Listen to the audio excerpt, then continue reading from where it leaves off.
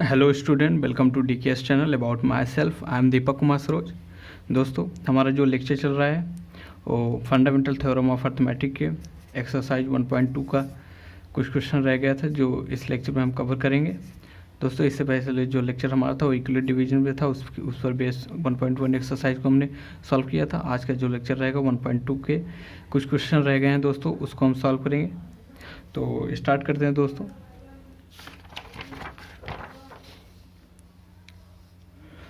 एक बार क्वेश्चन को हम नोट कर लेते हैं। जो एग्जांपल है एक्सरसाइज जो है 1.2 का जो क्वेश्चन रह गया है उसको हम सॉल्व करते हैं। तो एक बार नोट कर लेते हैं, फिर उसके बाद समझते हैं और फिर सॉल्व करते हैं।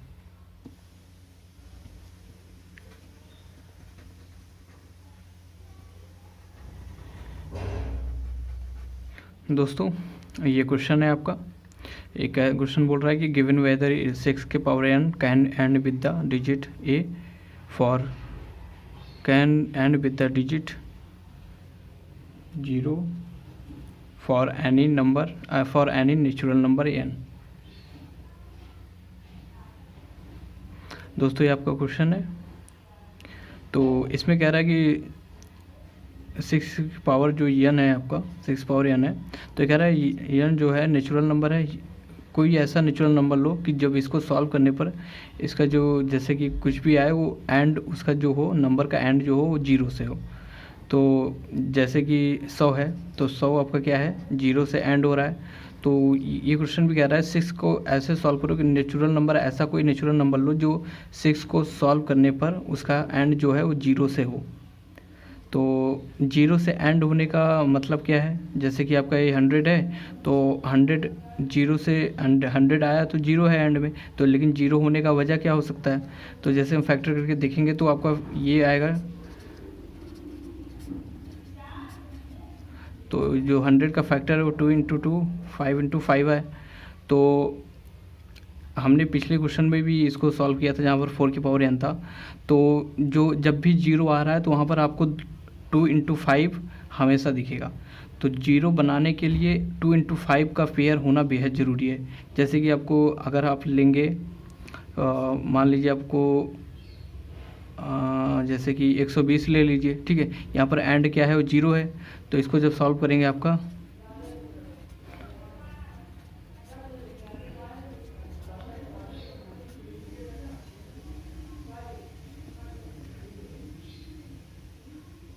तो जैसे यहाँ पर आप देखिए इसका जो पेयर आ रहा है 2 × 2 × 2 × 3 × 5। यहाँ पर देखेंगे 2 × 5 का पेयर आपको मिलेगा। तो यहाँ से हमें ये सीखने को मिल रहा है कि कोई भी 0 जिसका ऐसा कोई नंबर जिसका एंड 0 हो वहाँ पर 2 × 5 का पेयर बनेगा। तो मतलब हम ये कह सकते हैं कि अगर 6 की पावर n का नंबर ऐसा लें कि ये 0 हो जाए तो मतलब इसमें कहीं ना कहीं 2 × 5 का पेयर आना चाहिए, तभी ये 0 होगा। तो हम कह सकते हैं दोस्तों सॉल्यूशन के तौर पे हम कह सकते हैं कि अगर ये इफ़ दे नंबर, ये जो आपका नंबर है 6 की power n for any n natural number were 2 and width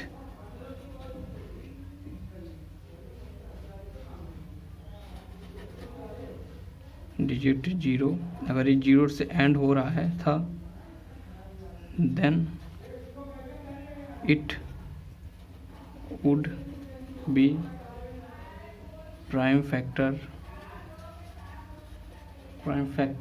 of 2 and 5।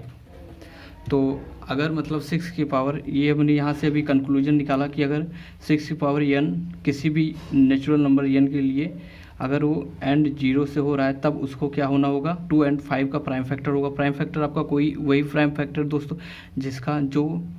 जिसका खुद से डिविजिबल हो और वही जो खुद से डिविजिबल हो और 1 से डिविजिबल हो। जैसे आप कोई भी फैक्टर निकालिएगा उसका जो आ रहा है वो खुद एक प्राइम फैक्टर होता है। तो 2 × 5 जैसे कि हमने 100 का निकाला तो आपका 2 × 5 ये जो है प्राइम फैक्टर हुआ है। तो हम कह सकते हैं 2 × जो पेयर है ये प्राइम फैक्टर है।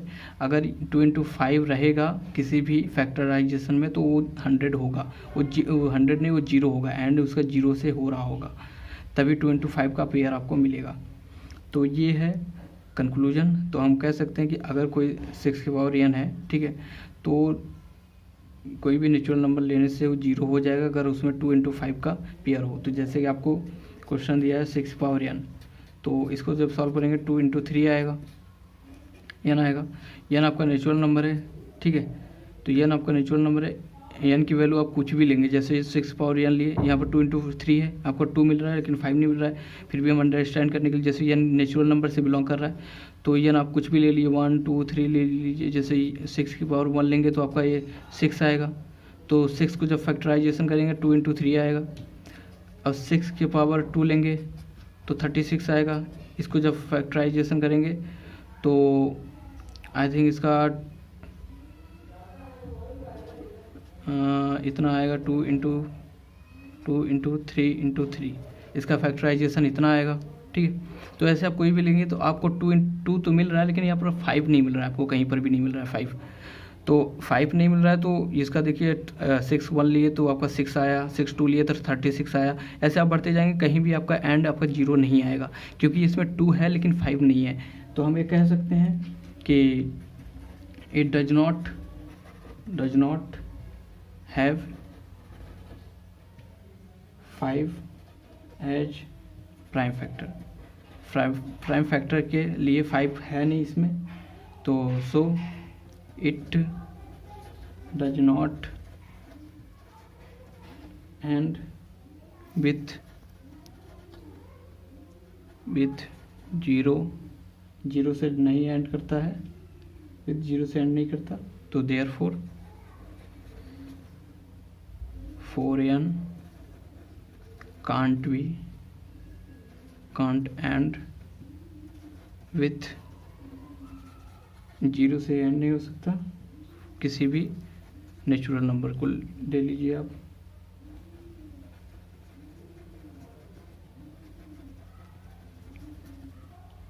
तो दोस्तों ये आपका क्वेश्चन था, जिसमें आपसे पूछा था कि जो 6 की पावर n है, आप नेचुरल नंबर कोई भी n आपका कुछ नहीं है, आपका नेचुरल नंबर, ठीक है। तो कोई भी नेचुरल नंबर ले लीजिए। ये कह रहा था चेक करिए कोई भी नेचुरल नंबर पे क्या ये इसका जो 0 से एंड हो रहा है। हमने चेक किया 0 से एंड होने का रीज़न क्या हो सकता है, 2 इंटू 5 का पेयर हो। तो यहाँ पर 2 इंटू 5 का पेयर होने के लिए तो हमने लिख दिया कि अगर 2 इंटू 5 का पेयर मिल गया तो ये 6 पावर n किसी भी नेचुरल नंबर पर अगर कोई एक नेचुरल नंबर लेंगे तो उस पर 0 आएगा। लेकिन हमने नेचुरल नंबर, आप यहाँ पर कोई भी नेचुरल नंबर लेकर चेक कर लीजिए, आपका 6 जो भी 6 ये n के जगह पर जो भी वैल्यू रखेंगे उसको सॉल्व करने पर जो भी आएगा वो कभी भी 0 के फॉर्म में नहीं आएगा, उसका एंड जो है वो कभी भी 0 नहीं होगा।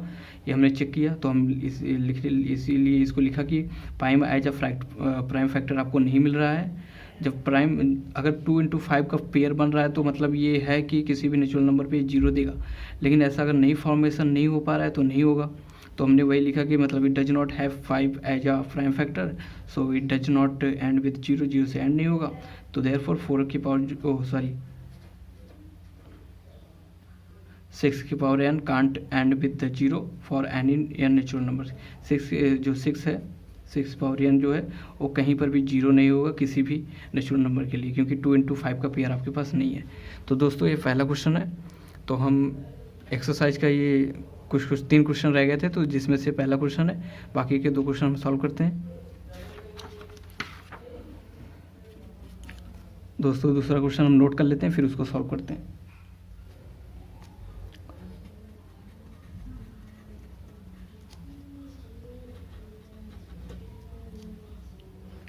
दोस्तों ये आपका दूसरा क्वेश्चन है, जो कह रहा है कि एक्सप्लेन करिए कि जो ये नंबर है ये और ये जो नंबर आपको दिया हुआ है ये कंपोजिट नंबर क्यों है। तो हमें पता है दोस्तों कंपोजिट नंबर क्या होता है, ऐसा कोई नंबर जिसके पास दैट हैव मोर देन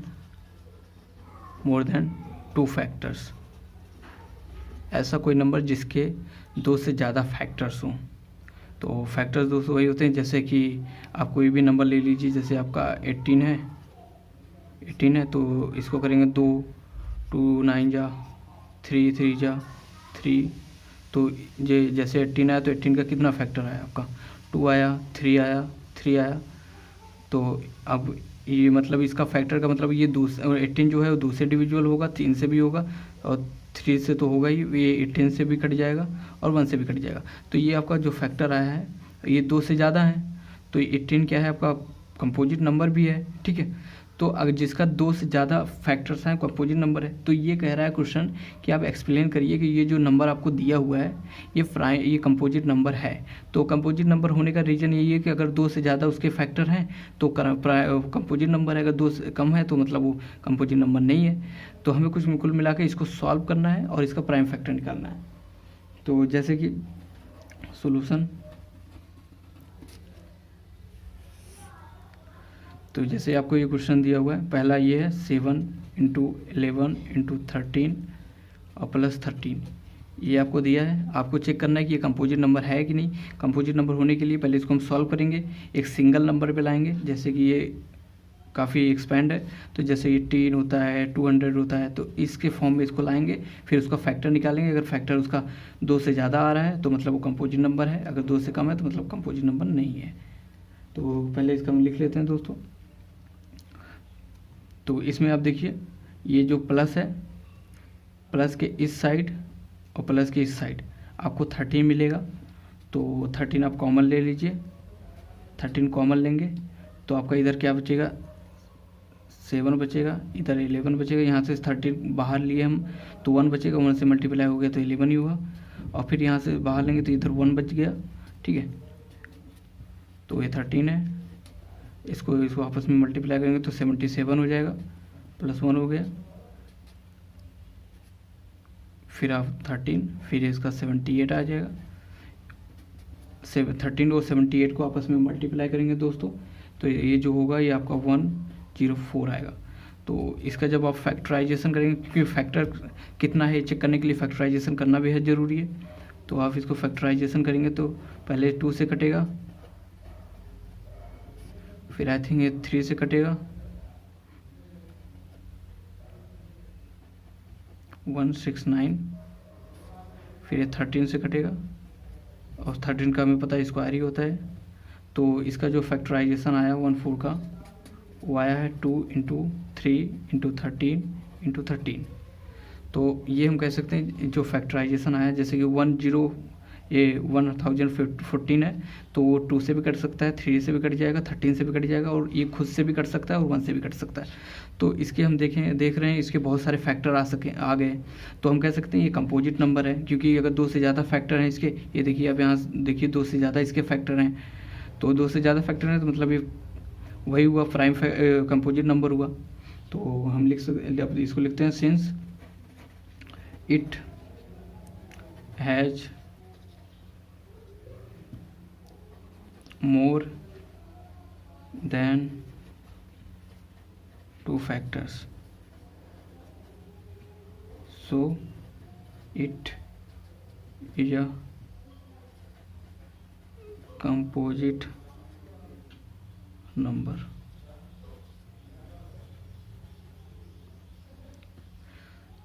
दोस्तों इसके पास हमने देखा कि बहुत सारे फैक्टर्स है, तो हमने लिख दिया since it has more than 2 factor, 2 से ज़्यादा इसका फैक्टर, तो हम कह सकते हैं ये कंपोजिट नंबर है। पहले पार्ट को हमने सॉल्व कर दिया, अब दूसरे पेज पे इसके दूसरे पार्ट को सॉल्व करते हैं। दूसरा पार्ट में आपको क्या दिया हुआ है, 7 × 6 × 5 × 4 × 3 × 2 × 1 × 5। तो कॉमन लेने से पहले आप प्लस के इस साइड देखिए आपको क्या है, 5 है, इस साइड कहीं भी 5 है, हाँ है 5, तो हम 5 को कॉमन ले लेंगे, तो यहाँ 6 7 बचा, इधर 6 इधर 1 मल्टीप्लाई हो जाएगा उससे 1 ही हो जाएगा, 4 हुआ, इधर 3 इधर 2 इधर 1 इधर 1, क्योंकि आप 5 कॉमन ले चुके हैं, ठीक है। तो अब जब इसको सॉल्व करेंगे 6 4 जा 6 7 6 जा 42, इधर 4 3 2 जा 6, इधर 1 हो गया।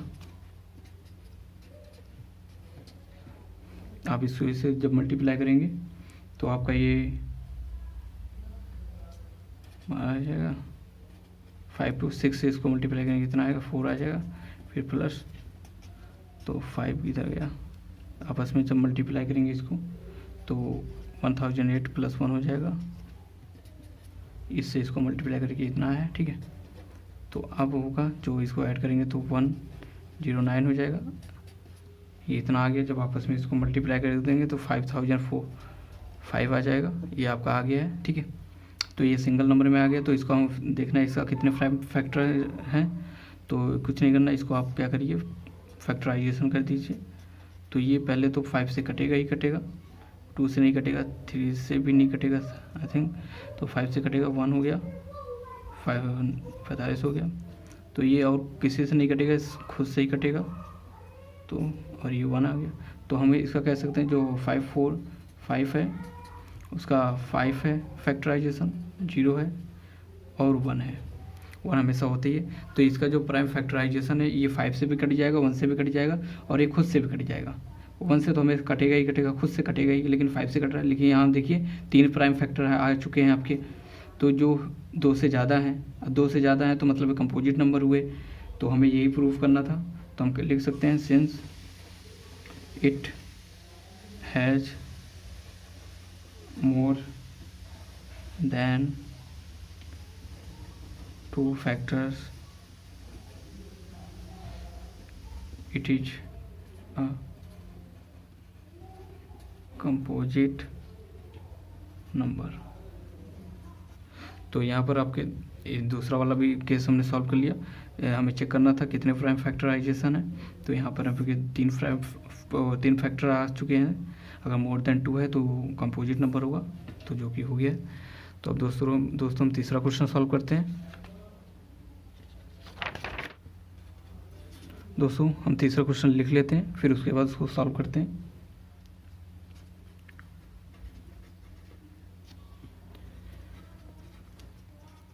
हेलो दोस्तों, ये आपका तीसरा क्वेश्चन है, काफ़ी थोड़ा बड़ा है तो आप उससे बिल्कुल भी डरिएगा मत। तो इसको हम सॉल्व करते हैं दोस्तों। पहले समझते हैं क्या है लिखा। ये क्वेश्चन कहता है कि ये एक सर्कुलर पाथ है, एक स्पोर्ट फील्ड है जिसके अराउंड एक सर्कुलर पाथ है। तो एक सोनिया है जो उसको कंप्लीट करने पर, एक राउंड कंप्लीट करने पर, एक पॉइंट से स्टार्ट करके एक राउंड कंप्लीट करने पर उसको 18 मिनट लगता है। वहीं पर रवि एक राउंड कंप्लीट करने पर 12 मिनट लगाता है फॉर द सेम।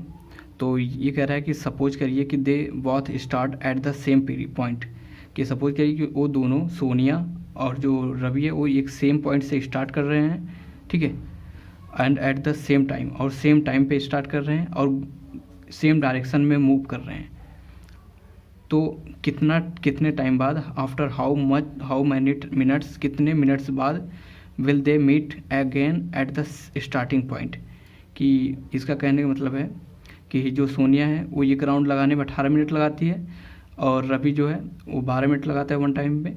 तो ये क्वेश्चन कह रहा है कि अगर सपोज करिए कि वो दोनों सेम पॉइंट से स्टार्ट कर रहे हैं और सेम टाइम पर स्टार्ट कर रहे हैं और सेम डायरेक्शन में मूव कर रहे हैं, तो कितना टाइम लगाएंगे वापस उस सेम टाइम पे यहाँ पर वापस आने पर। जैसे कि यहाँ इस पॉइंट से स्टार्ट किए मूव करने के लिए, ठीक है, और सेम टाइम पे स्टार्ट किए और सेम डायरेक्शन में मूव कर रहे हैं, तो उनको वापस सेम पॉइंट पर आने में कितना टाइम लगेगा। और दोनों सेम टाइम पे आए, मतलब सेम पॉइंट पे आए, ऐसा कि उनको सेम पॉइंट पे आने पर, मतलब इस पॉइंट पे आने पर कितना टाइम लगेगा, ये आपका क्वेश्चन पूछ रहा है। तो कुछ नहीं दोस्तों, आपको इसमें एलसीएम करना है। पहले एलसीएम कितना करना है, 18 और 12 का कर दीजिए, क्योंकि ये आपका इतना है कि अगर ये सेपरेटली सेम पॉइंट पे मूव कर रहे हैं तो आपको 18 मिनट्स लगा रहे हैं और ये 12 मिनट लगा रहे हैं। तो अगर एवरेज इसका ये है तो उस हिसाब से अगर सेम पॉइंट से मूव कर रहे हैं तो उतना ही टाइम लगेगा। तो अब एलसीएम निकालेंगे, इसका जो आएगा वो आपका टाइम लगेगा कि कितने टाइम पे यहाँ पहुँचेंगे। तो दोस्तों पहले हम सॉल्यूशन की तरफ चलते हैं। पहले आप इसको लिखिए, इसका जो थ्योरेटिकल है उसको लिख लेते हैं। पहले लिखते हैं दोस्तों, time taken by Sonia to drive one round चलने में उसको कितना मिनट लगा रहा है, 18 मिनट्स लगा रही है, 18 मिनट्स। और रवि द्वारा कितना करना पड़ेगा, time taken by Ravi to drive one round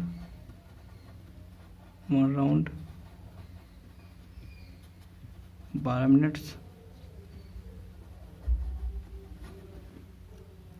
तो time taken by both, time taken